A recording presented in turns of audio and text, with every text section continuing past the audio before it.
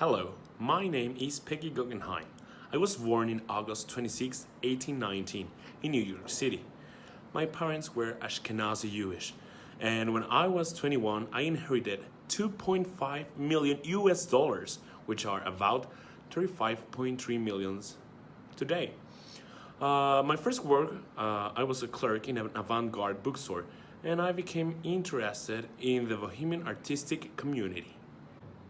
In 1920, I went to live to Paris, France, and there I became friendly with avant-garde writers and artists, which I supported their art eventually. Those men were Man Ray, Constantini Brancusi, Marcel Duchamp, among others. I personally became close friend with the writer Natalie Varney and artist Romain Brooks. Actually, I was a regular at Varney's stylist saloon.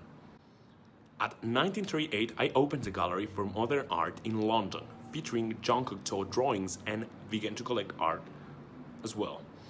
I actually purchased at least one object from each of my exhibitions at the gallery.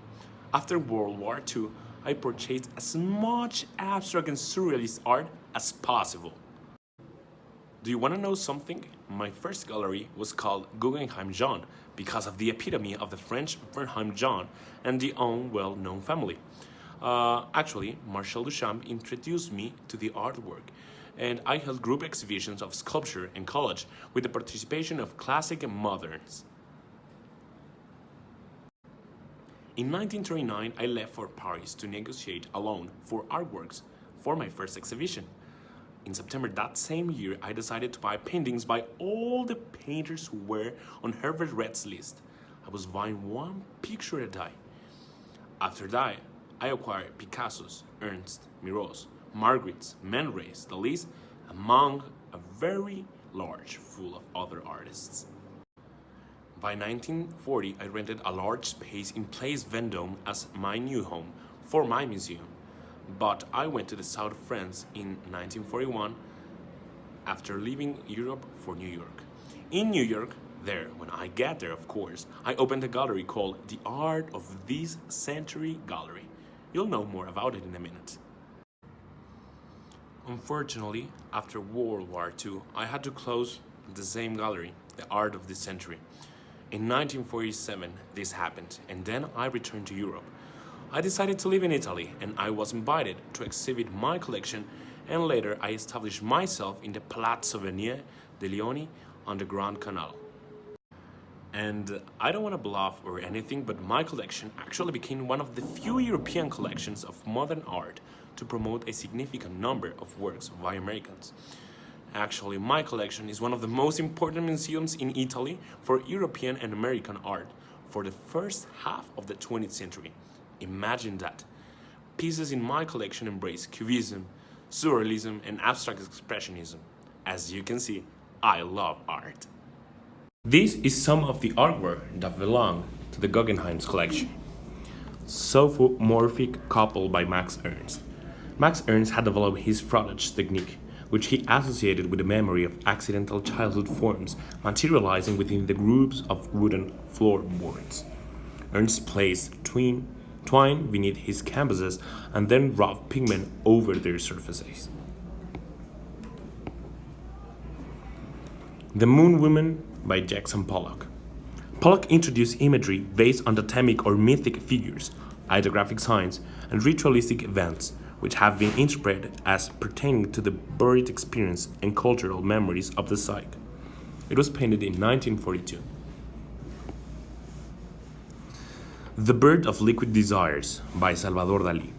Salvador Dalí introduced to surrealism with his paranoid critical approach to art, which consisted in conveying his deepest psychological conflicts to the viewer in the hopes of eliciting an empathetic response, using fastidiously detailed painting style. Sacrifice by Mar Rothko. Resembling rudimentary life forms or primitives of aquatic plants and creatures, these shapes are intended to provide a visible equivalent of images lodged into the subconscious. It was painted in 1946. Poet by Pablo Picasso. Picasso presents multiple views of each object, as it happened in Cubism, as if he had moved around it and synthesizes them into a single compound image. The fragmentation of the image, as we saw in the Cubist movement, encourages a reading of abstract rather than representational form. It was painted in 1911. Movement, conflict, and resolution take place on the flat surface of the canvas, while shifting infiltrations into an illusory depth are made by color areas that advance and recede according to value, overlap, or shading. Untitled by Willem de Kooning, painting directly on the support, manipulating pigment in vigorous, uninhibited gestures. During the late 50s, he temporarily abandoned the depiction of the human figure, which had preoccupied him since the beginning of his careers, to evoke Paraguay and urban landscapes in abstract terms. The quality of light and the freshness of color in the present painting communicate a sense of landscapes.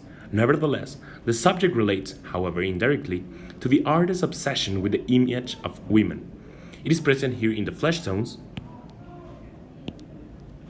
and the curves, playing against an implied grid. Each area of color, conjured only by the physical edges of the paint, is applied expansively. The broad simplification makes conspicuous the manner of paint application and the resultant textures complexities in the medium. A large number of works center on the image of the Eiffel Tower as the symbol of modern Paris. Delaunay's pure bright colors evoke intense light and suggest the dynamic interaction experience in the city. Windows open simultaneously, first part, third motive. Analytic Cubism inspired Delaunay's fragmentation of form, oval format, and organization of the picture's space as a grid, supporting intersecting planes. However, unlike the monochromatic, tactile planes of Cubism, those of Delaunay are not defined by line and modeling, but by the application of diaphanous prismatic colors. Right here, here, and here. These are not lines. Glass may allude as well to the metaphor of art as a window on reality, because identification of representational form is not necessary while the eye moves restlessly. Judgments about the relative importance of parts are not made, and all elements can be perceived as equally significant. The harmony of the pictorial reality provides an analogy to the concealed harmony of the world. The motion of the train is suggested by the multiplication of the lines and the volumes of the figure, a semi-transparent form through which we can see windows, themselves transparent and presumably presenting a blurred moving landscape. Sad Young Man in the Train was painted by Marcel Duchamp, and actually, he identified it as a self-portrait, and it was probably begun during December of 1911. Duchamp's primary concern in this painting is the depiction of two movements, that of the train, in which we observe the young man smoking, something right over here, and that of the lurking figure itself. He forwarded the motion train by the multiplication of lines, as we said, right here, right here, right here. They're being multiplied.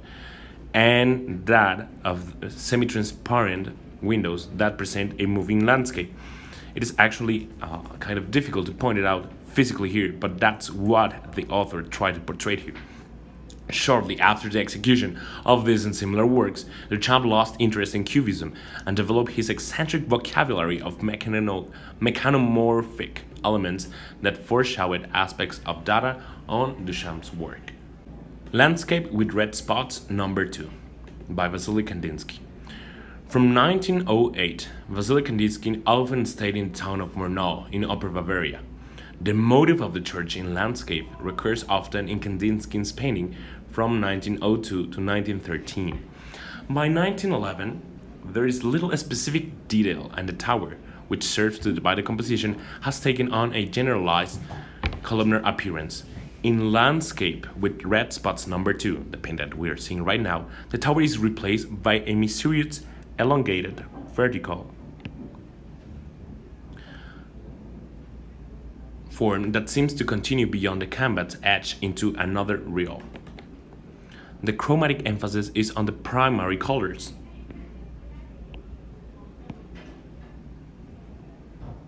And it is applied thinly over a wide ground. The focal point, the red spots, that inspired the picture's title, bears out Kandinsky's appraisal of red as an expanding color that pulses forward toward the viewer, in contrast to cooler colors, particularly blue, that recede.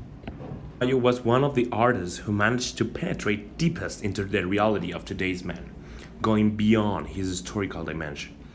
Tamayo sought the essential, which he expressed through a deliberately limited range of colors in order to give the freest possible range to tonal interplay. His subject matter tends to be simple figures of men and women, animals, almost sketchy, although charged with content. Heavenly Bodies by Rufino Tamayo. This author filtered his pre-Columbian heritage through the pictorial tradition of European modernism in images of man's confrontation with the forces of nature and the universe. The lines traversing the sky in heavenly bodies, which can be seen all over the painting, may represent light emanating from stars or the tails of meteors, and may also indicate the mental constructs that join stars into constellation. These lines dissect the rich blue sky into flat planes and simultaneously provide the illusion of movement through a vast space. The purity of the sky's geometry is contrasted with unevenly carving contours of the human figure. This is a human figure, associated formally with the earth. A setting sun is evoked by the red strip on the hill, right here. And it is reflected on the man's face, right here. While bearing some relation to Mexican folk art, the treatment of the figure derives more directly from the work of Pablo Picasso.